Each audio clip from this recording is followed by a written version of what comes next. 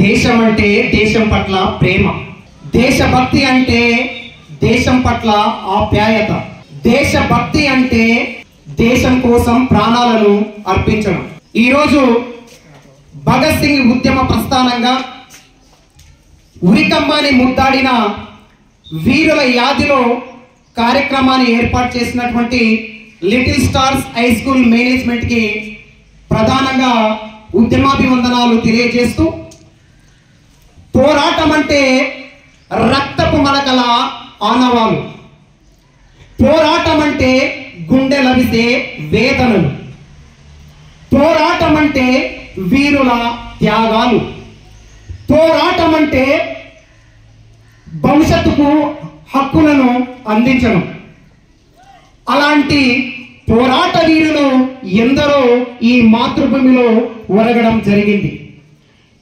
ఎందరో తమ ప్రాణాలను లెక్క చేయకుండా ఈ దేశం కోసం తమ శక్తిని, తమ ఆలోచనలను, తమ కుటుంబాలను ఈ దేశం కోసానికి నిరంతరం కష్టపడుతూ ప్రాణాలను అర్పించడం జరిగింది.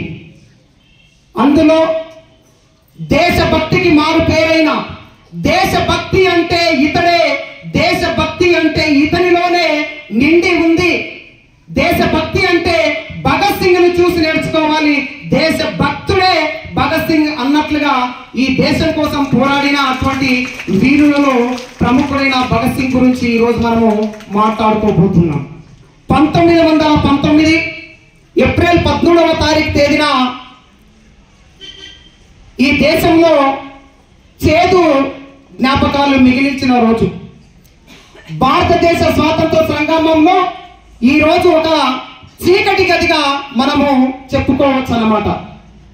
ఎందుకంటే ఎందరో వీరులు, ఎందరో అమరులు, ఎందరో త్యాగతనులు ఈ దేశం కోసానికి తమ ప్రాణాలను లెక్క చేయకుండా మరి అర్పించడం జరిగింది. అంటే 1919 ఏప్రిల్ 13వ తేదీన ఈ దేశంలో ఏం జరిగిందనేటువంటి విషయాన్ని మనం ఒకసారి కులంకషంగా చర్చించినట్లయితే, పంజాబ్ లోని అమృత్సర్ లో ఉన్నటువంటి జలియన్ వాలా బాగ్లో ఈ దేశంలో ఉన్నటువంటి ఉద్యమకారులందరూ ఆ ప్రాంతం సందర్శించడాన్ని జరిగింది.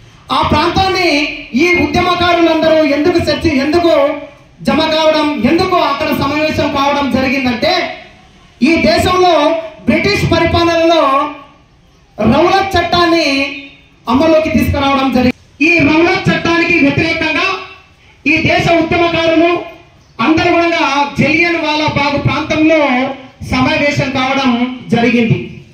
అసలు ఈ రౌలత్ చట్టం యొక్క ప్రధాన ఉద్దేశం ఏమిటయ్యా అంటే, విచారణ జరపకుండానే భారతదేశంలో ఎవరైతే పోరాటం చేస్తారో, ఎవరైతే ఉద్యమాలు చేస్తారో, ఎవరైతే రచనలు చేస్తారో, ఎవరైతే ప్రసంగాలు చేస్తారో వారిని కోర్టులో విచారణ జరపకుండానే నిర్బంధంగా అరెస్ట్ చేయడమే రౌలత్ చట్టం యొక్క ముఖ్య ఉద్దేశం. ఈ చట్టాన్ని వ్యతిరేకించడం కోసానికి ఉద్యమకారులు జలియన్ వాలా బాగ్ ప్రాంతంలో సమావేశం కావడం జరిగింది. ఈ సమావేశమైన తర్వాత ఈ విషయాన్ని జనరల్ డయర్ అనేటువంటి వ్యక్తి తెలుసుకొని ఒక్కసారిగా ఈ ఉద్యమకారులపై పెద్ద పెట్టున కాల్పులు జరిపి అక్కడ ఉన్నటువంటి ఉద్యమకారులను నేల కొరిగితే జలియన్ వాలా బాగులో ఏ వ్యక్తి, ఏ రచయిత చెప్పనటువంటి శోకం ఈ నేల తల్లి నుదుటిపై నెత్తురు ఏరునై పారింది. ఈ నేల తల్లి, ఈ మాతృభూమి తమ బిడ్డలను శోక సంద్రంలో ముందు ఉంచుకుంటూ తన ఒడిలో దాచుకున్నది.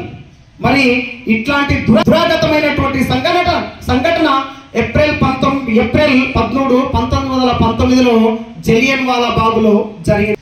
దీనిని వ్యతిరేకిస్తూ మహాత్మా గాంధీ గారు 1920లో సహాయ నిరాకరణ ఉద్యమాన్ని తీసుకురావడం జరిగింది. ఈ సహాయ నిరాకరణ ఉద్యమం యొక్క ముఖ్య ఉద్దేశం ఏమిటయ్యా అంటే, జలియన్ వాలా బాగ్లో మా ఉద్యమకారులను చంపడం జరిగింది, వేల సంఖ్యలో ఉద్యమకారులను చంపడం జరిగింది కాబట్టి మీరు ఉత్పత్తి చేసినటువంటి వస్తువులను మేము వాడమని ఈ సహాయ నిరాకరణ ఉద్యమం ద్వారా బ్రిటిష్ ప్రభుత్వానికి మన యొక్క గాంధీ మరియు ఉద్యమకారులు చెప్పడం జరిగింది. అంటే వారు చేసినటువంటి వస్తువులు కానీ, విద్యా సంస్థలు కానీ, మిగతా ఏవైనా ఇతరత్ర వారి దేశం నుంచి వచ్చినటువంటి ఏవైనా వస్తువులు వాడకూడదని మన దేశంలో పెద్ద పెట్టున బహిష్కరణ చేయడం జరిగిందన్నమాట. ఇదే సమయంలో బహిష్కరణ చేసినటువంటి దేశం మొత్తం ప్రజలందరూ చాలా పిడికిళ్ళు బిగపట్టి దేశ స్వాతంత్రం కోసానికి గర్జిస్తున్నటువంటి సమయంలో 1922లో ఉత్తరప్రదేశ్లోని గోరఖ్పూర్లో చౌరీ సంఘటన జరిగింది. చౌరీ అంటే ఉత్తరప్రదేశ్లోని గోరఖ్పూర్లో ఒక గ్రామం పేరు అన్నమాట ఇది. అయితే ఈ గ్రామంలో ఉద్యమకారులు సుమారు సాయంకాలం పూట వందే మాతరం అని వీధుల్లో నినాదాలు చేస్తున్నటువంటి సమయంలో చౌరీ గ్రామంలో ఉన్నటువంటి పోలీసులు వీరిపై లాఠీ చార్జ్ చేయడం జరిగింది. లాఠీ చార్జ్ చేస్తే అక్కడ ఉన్నటువంటి ఉద్యమకారులు ఎవరైతే ఉన్నారో, స్వాతంత్ర సమరయోధులు ఎవరైతే ఉన్నారో వారు తీవ్రంగా గాయాల పాలయ్యారు ఈ బ్రిటిష్ పోలీసుల చేత.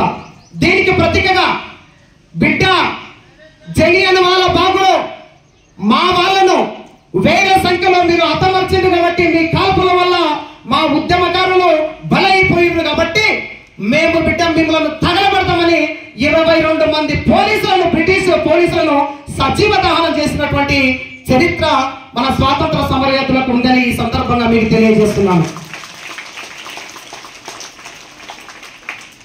ఇక్కడ మనం గమనించాల్సినటువంటి విషయం ఏమిటంటే, ఎప్పుడైతే జలియన్ వాలా బాగ్లో 1919 ఏప్రిల్ 13వ తారీఖున జలియన్ వాలా బాగ్లో సంఘటన జరిగిందో అప్పుడు భగత్ సింగ్ గారికి 14 ఏళ్ళు.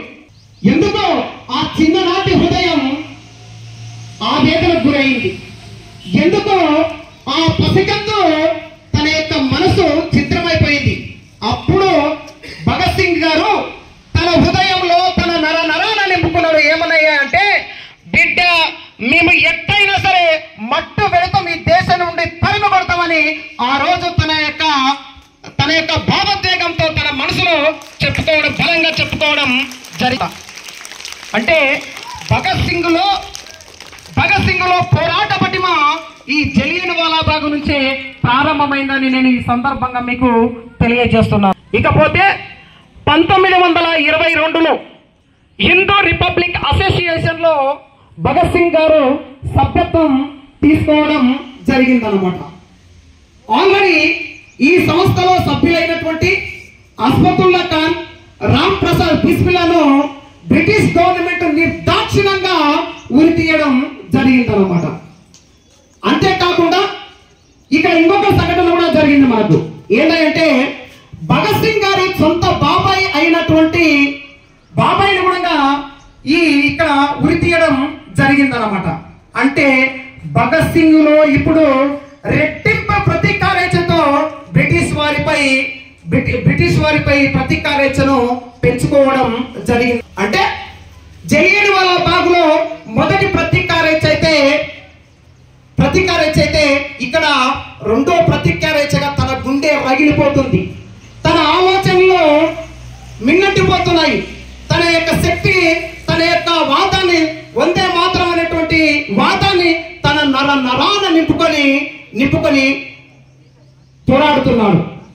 ఇదే క్రమంలో 1928లో లాలా లజపతి రాయ్ గారు సైమన్ కమిషన్ గో బ్యాక్ అంటూ ఉద్యమాన్ని చేపట్టడం జరిగింది. ఈ ఉద్యమంలో లాలా లజపతి రాయ్ని పోలీసులు లాఠీ చార్జీ చేసి తీవ్రంగా గాయపరచడం జరిగిందన్నమాట. ఛార్జీలతో లాలా లజపతి రాయ్ని తీవ్రంగా గాయాల పాలు చేయడం జరిగిందన్న. అనారోగ్యంతో బాధపడిన లాలా లజపతి రాయ్ గారు మరణించడం జరిగింది.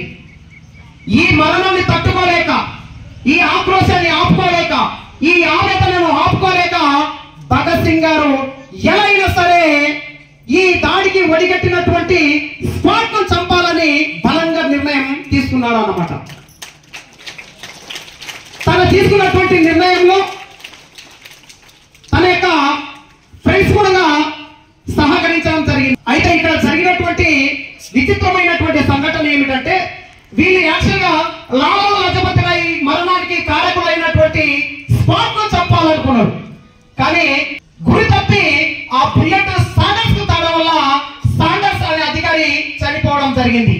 ఇక్కడనే భగత్ సింగ్ బ్రిటిష్ వారికి రెట్టింపైన ప్రతీకారేచను రగిలించింది. ఎందుకంటే దేశంలో మొట్టమొదటి పోలీస్ అధికారి చనిపోవడం ఇక్కడే జరిగిందన్నమాట. అందుకు మా పోలీస్ అధికారిని చంపుతావా, మా అధికారులను చంపుతావా, మమ్మల్ని మేము పరిపాలిస్తున్నటువంటి ఈ దేశంలో మాకే ఎదురు తిరుగుతామని భగత్ సింగ్ పై తీవ్రమైనటువంటి ప్రతీకారేచను బ్రిటిష్ ప్రభుత్వం రగిలించింది. దీనికి వ్యతిరేకంగా డిఫెన్స్ యాక్ట్ 1915 అనేటువంటి చట్టం తీసుకొచ్చింది. ఈ చట్టం ఏంటయ్యా అంటే, దేశంలో ఎవరు గాని ఏ రచయిత గాని ప్రసంగాలు చేయడానికి వీలు లేదు. దేశంలో ఏ వ్యక్తి గాని రచనలు చేయడానికి వీలు లేదు.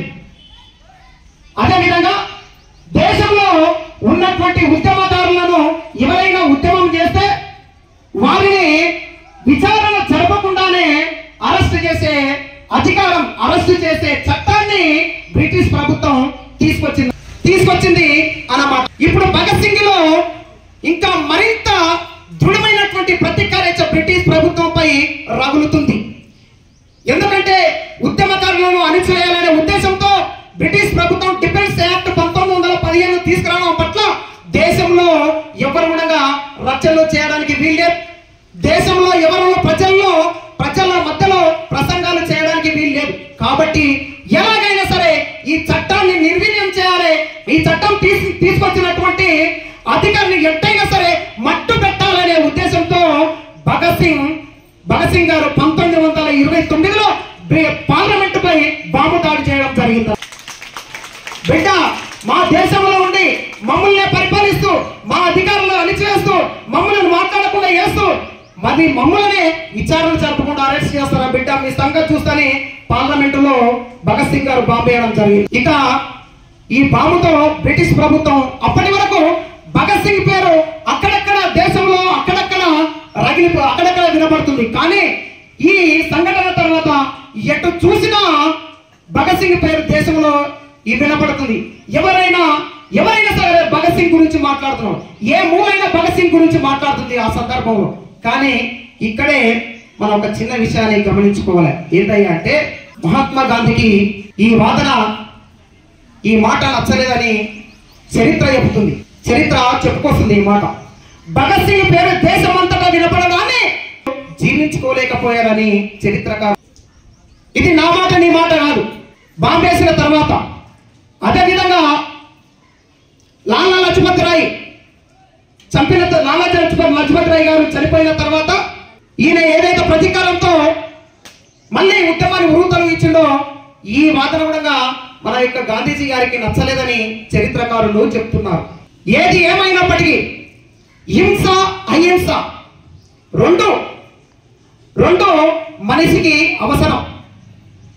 ఎందుకంటే మనం చూసినటువంటి 2019 ఏప్రిల్ 14వ తారీఖు నాడు పుల్వామా దాడి మన భారతదేశ సైనిక కాన్వాయ్ పై జరిగింది. అందులో 40 మంది సైనికులు తమ ప్రాణాలను విడిచడం జరిగింది.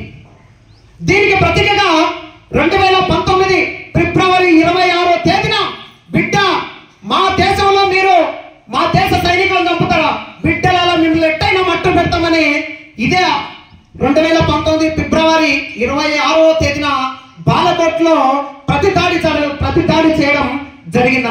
దీన్ని బట్టి మనం అర్థం చేసుకోవాల్సింది ఏంటంటే, ఏ చరిత్ర విన్నా, ఏ పురాణం విన్నా, ఏ ఇతిహాసం విన్నా, ఏ కథ విన్నా ప్రతి కథ వెనుక స్వార్థం నిండిపోయిందని మనం అర్థం చేసుకోవాలి. అదేవిధంగా హింస అహింస, ముందుగా మనము అహింస గురించి మాట్లాడితే, ఎందుకంటే గాంధీజీ గారు